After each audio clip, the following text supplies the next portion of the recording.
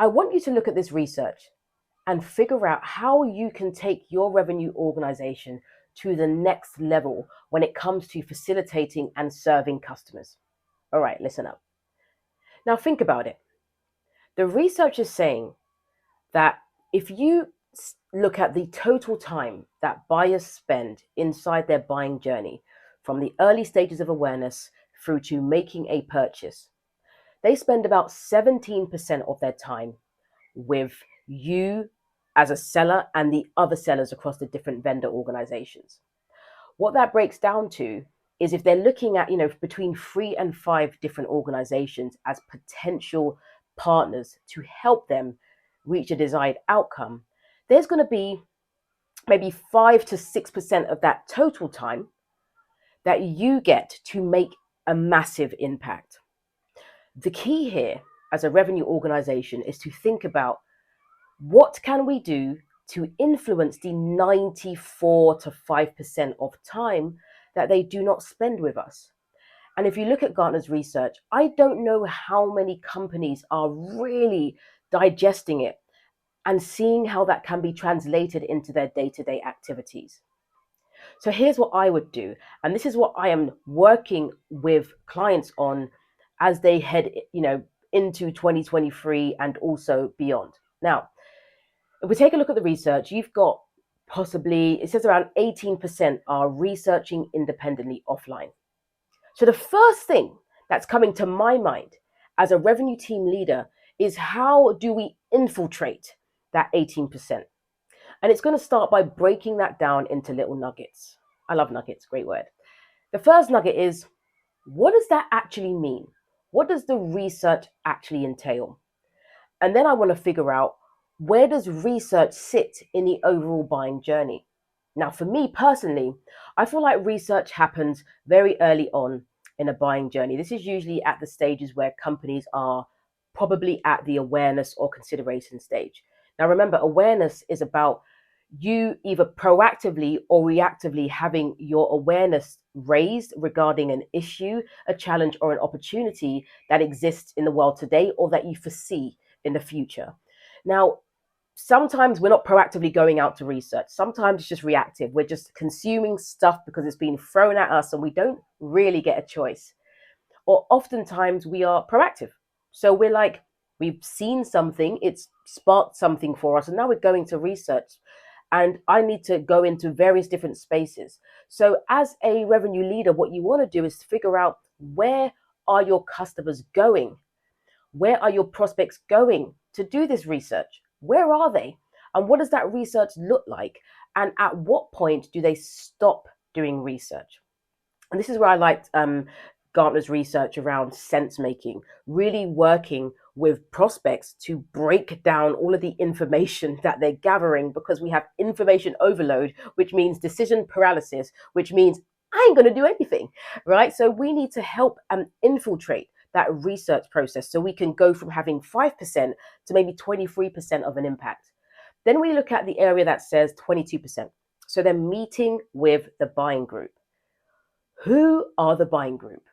Who is, which stakeholders are involved in making a decision around if there is an issue, challenge, or an opportunity worth pursuing, worth reviewing, worth researching, all of those things. Because just because there are decision makers around the table looking at something doesn't mean that they're actually going to do anything about it.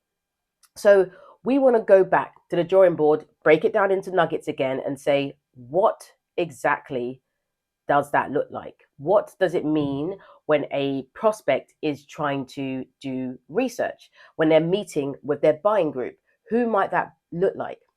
And the easiest way to do this is look at, and there's a book about this, and I used to speak about this and didn't know it was actually a thing.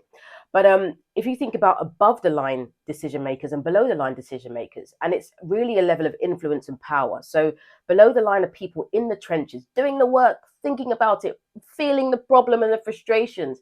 Above the line are the people who are held accountable for the people below the line who are in the trenches. So they're accountable for the results. And then above that, at the C-suite, are the people who are going to pay for that accountability that rolls down to the people in the trenches. So we want to understand that buying group and what they're doing in that fold. So then you add 22%. Now we're like, how do we impact that? How do we influence that?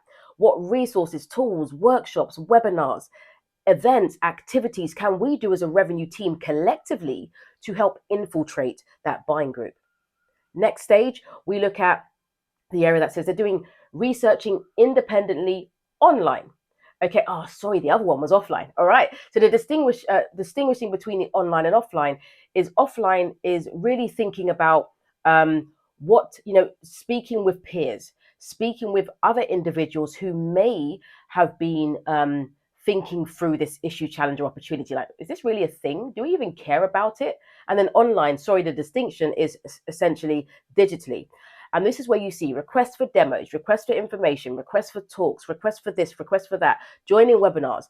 But we see these as really hot leads, which it does show intent to some degree, but it still does not mean that somebody is going to buy. So what we want to do is look at the actions and activities that people are doing and figure out if they're spending 27% of their time online researching, figuring stuff out, what is it they're seeking? We are only giving them a webinar, but maybe there's one question that they need to answer. We may be saying request a demo on the website, but they have one question to answer or two questions to answer.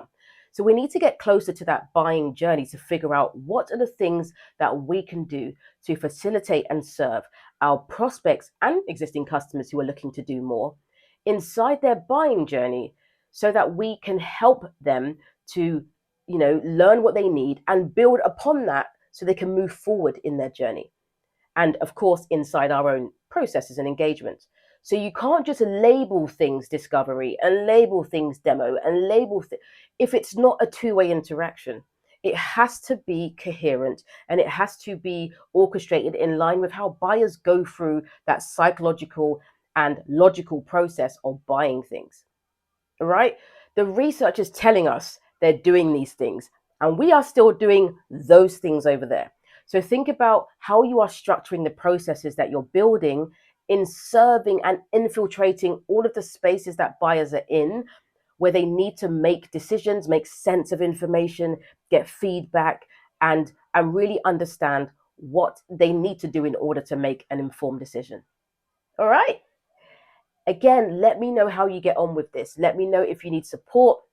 Make sure you you comment, and you share if you think somebody else could benefit from learning a new way of thinking through how buyers are buying today and what we may need to do to help them make that easier.